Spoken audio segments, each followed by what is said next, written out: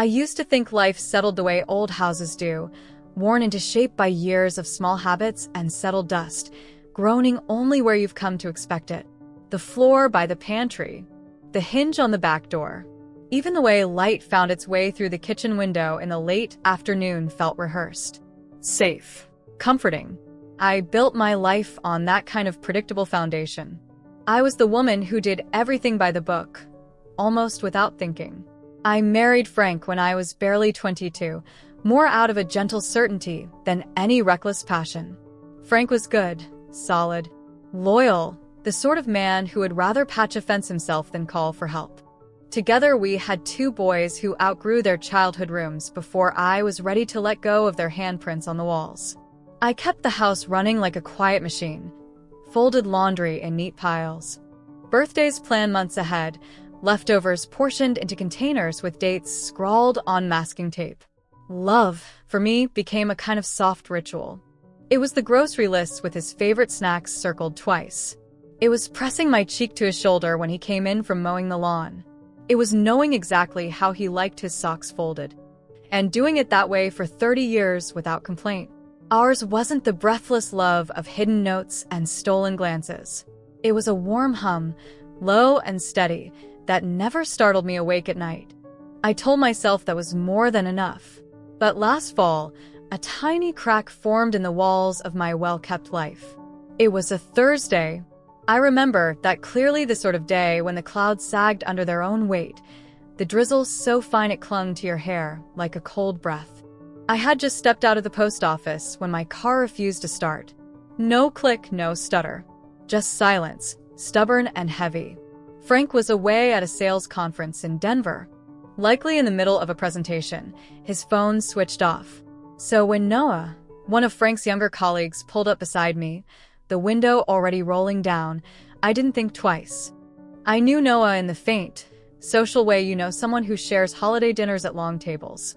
Early 40s, maybe, with a thoughtful calm about him.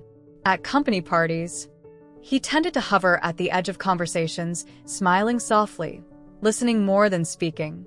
And though I'd never confessed it even in the privacy of my own mind, there was a quiet attention in the way he looked at me as if he saw me, not just Frank's wife or the mother of 2 grown boys. "Are you stranded?" he asked, voice light.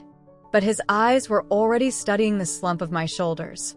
"Seems that way," I sighed, tightening my grip on the umbrella handle. "It's completely dead." "I'll give you a ride," he offered without hesitation, already reaching across to unlock the passenger door. "Gets me out of the office early anyway.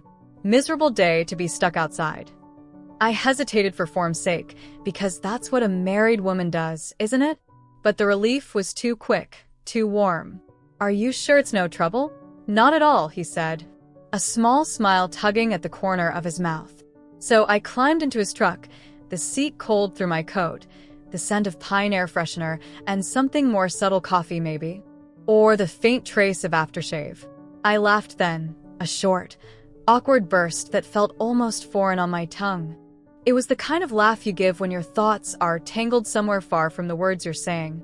We drove mostly in comfortable silence, windshield wipers keeping a gentle rhythm, like a lullaby. Every so often, I caught him watching me, his eyes warm with something I couldn't quite name, something that made a tiny, long-dormant part of me stretch awake. It wasn't the beginning of anything. Not yet. Just a hairline fracture in the life I'd poured myself into, a whisper that maybe, just maybe, there was more waiting on the other side of familiarity. And it terrified me, even as it pulled me in. His truck smelled faintly of cedar and old leather, a scent that stirred something nostalgic deep in my chest, though I couldn't quite name it. The dashboard was surprisingly clean, almost meticulous, save for a crumpled paper coffee cup and a small black notebook that looked well-worn, its corners softened by time and handling. As we pulled away from the curb, the engine gave a low, steady hum. Noah glanced over at me, one hand resting easily on the steering wheel. "You've been quiet, Margaret," he said. The way my name fell from his lips startled me, soft, familiar, as if it belonged there. I cleared my throat. "It's just been a long day," I lied lightly, shrugging. My eyes followed the blurred wipers sweeping back and forth, smearing raindrops across the windshield like tiny, vanishing stories. We slipped into small talk, skimming the surface of things. The potholes that pocked Main Street like careless scars. How the bakery on the corner still made the best peach tarts, warm and crumbling, sweet enough to make your eyes close. I found myself laughing real laughter, bubbling up in a way I hadn't felt in years, especially when Noah told the story of Frank nearly breaking the office printer and then trying, with an almost childlike desperation, to blame it on the janitor. Frank conveniently left that out, I said, wiping an unexpected tear from my cheek. He would. Noah's grin was wide and unguarded, but then it faded into something softer, and silence settled over us, thoughtful and oddly gentle. By the time we crossed into the quieter part of my neighborhood, the rain had eased into a delicate mist. Streetlights shone through it like blurred halos, and everything seemed hushed, waiting. We rolled to a stop at a red light, and for a heartbeat, the entire world seemed to pause with us, as if holding its breath. Noah turned slightly, just enough to catch my gaze. His eyes were searching, unafraid. "Can I ask you something, Margaret?" My heart fluttered in a way that felt both alarming and strangely welcome. Sure. Do you ever feel like people stop seeing you after a while? Not just looking, but really seeing you? His question snagged something deep inside me, a tender, hidden place that rarely saw daylight. It caught in my chest like a breath I couldn't release. I turned my head toward the window, watching rivulets of water trace lazy paths down the glass, each drop catching and refracting the streetlights in tiny fleeting sparks. All the time, I whispered, the confession slipping out before I could second-guess it. When the light changed, neither of us moved. The truck sat there for a moment longer, as if reluctant to let go of that fragile thread between us. Finally, Noah pressed the gas, and we rolled forward into the soft gray evening. We didn't speak, but something unspoken settled gently in the space between us, tender, raw, achingly alive. When we pulled into my driveway, I felt an unexpected heaviness. I didn't want to open the door, didn't want to step out into the damp air and watch this moment fold itself neatly back into the everyday. "Thank you for the ride," I managed, my hand lingering on the door handle. "Of course." Then, almost under his breath, Noah added, "Margaret, I hope that question didn't make you uncomfortable." "It didn't," I said quickly, too quickly. "It just surprised me, in a good way." He gave me a small, honest smile, the kind that had nothing to prove, no edges to it. Sometimes I think people just need a reminder they're still allowed to be seen. I opened my mouth, wanting to say something that would capture the way my chest tightened at his words. But nothing came out right. The sentences tangled before they could form. So instead, I simply nodded, stepped out into the damp night, and closed the door with a gentle click. I stood in the driveway for a moment, watching the soft red glow of his taillights disappear down the street. When I finally went inside, my house was exactly as I had left it, neat, organized, humming with quiet, slightly lonely. I paused in the kitchen, my hand still clutching my purse strap, as if I'd forgotten how to let go. Nothing had really happened, and yet, somehow, everything felt different, as though someone had turned a light toward a corner of my heart I'd long stopped visiting, reminding me it was still there, still waiting to be seen. The days that followed were strangely distorted, as if reality had been gently tilted on its axis. I moved through my routine, pouring my morning coffee, folding laundry still warm from the dryer, smoothing moisturizer over my face, while studying the faint lines that had begun to etch themselves into my skin. And through it all, Noah's question lingered like a tender echo in the quiet spaces of my mind. "Do you ever feel like people stop seeing you?" It was such a simple thing to ask, but the simplicity was precisely what made it devastating. Frank didn't notice the subtle change in me. Why would he? We existed alongside each other with the precision of seasoned dance partners.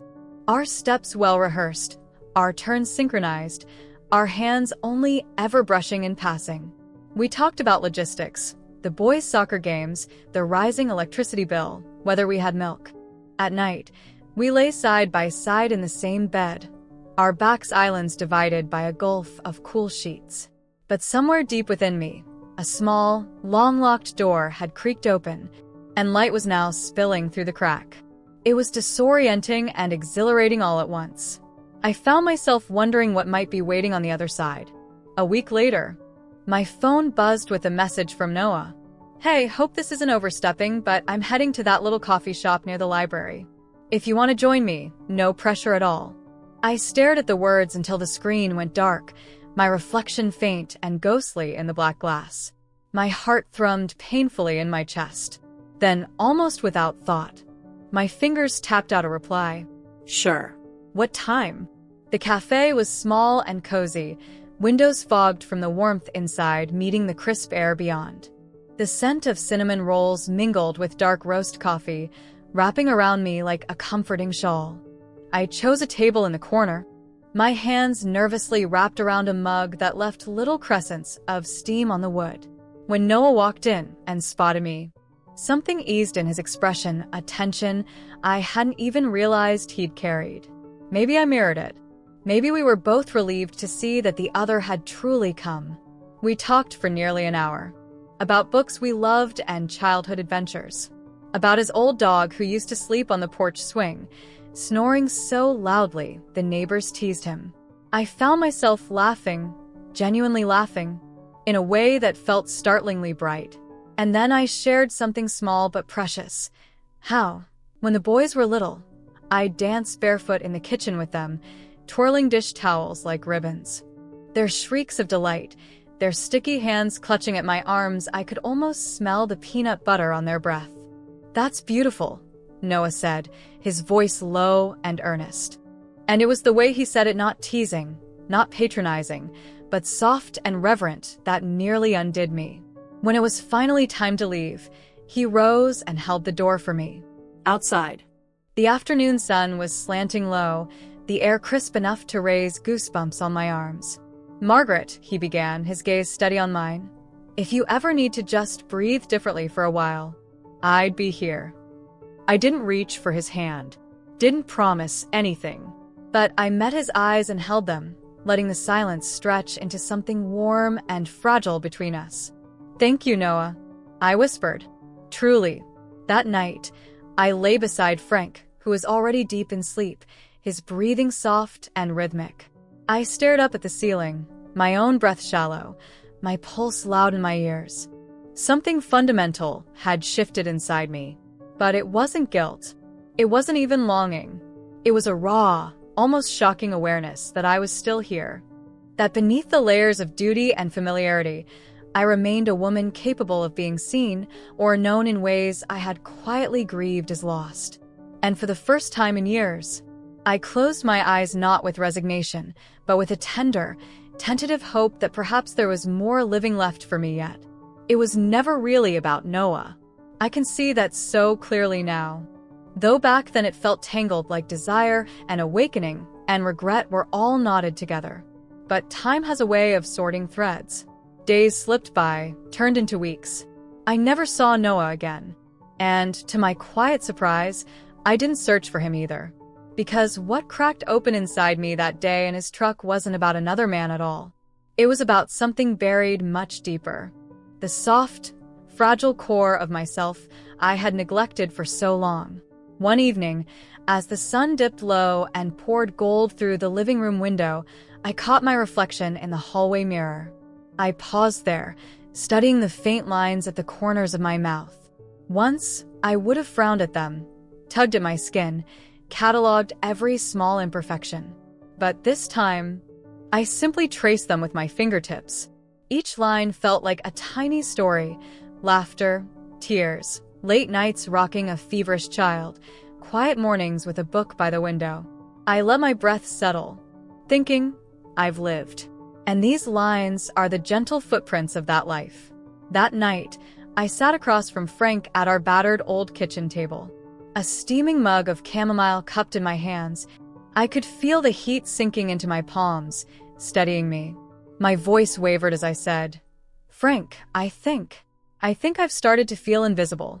His brow furrowed. "Invisible? What do you mean?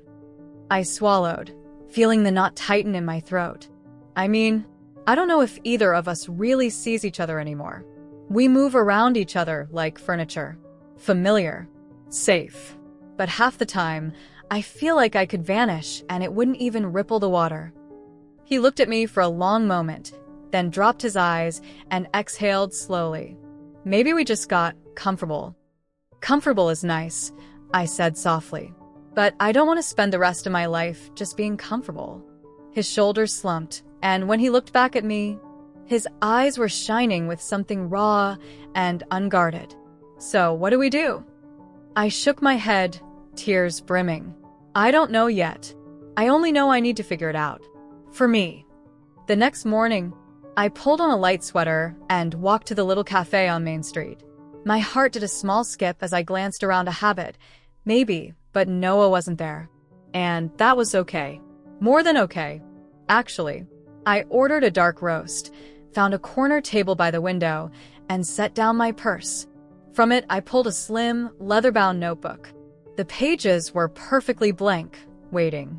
For a long time, I just held it, letting the weight of it settle into my hands, feeling the quiet promise inside those empty sheets. Then, almost shyly, I opened the first page and put pen to paper. Not to spill out reckless fantasies or half-buried longings for someone else. This time, I wrote about myself. About the dreams I'd shelved when the kids were small. About the places I still wanted to see. About the tiny joys of fresh peaches in summer, the way my garden smells after rain, the hush of snowfall outside the window. And as I wrote, something inside me began to stitch itself back together. I realized I didn't need someone else to pull me out of the fog. I had never truly disappeared.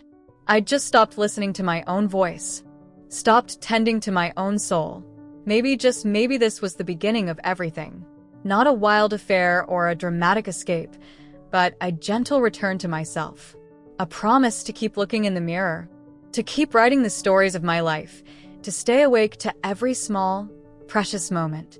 And in that quiet cafe, sunlight spilling across my table, I finally felt seen by the one person whose gaze mattered most.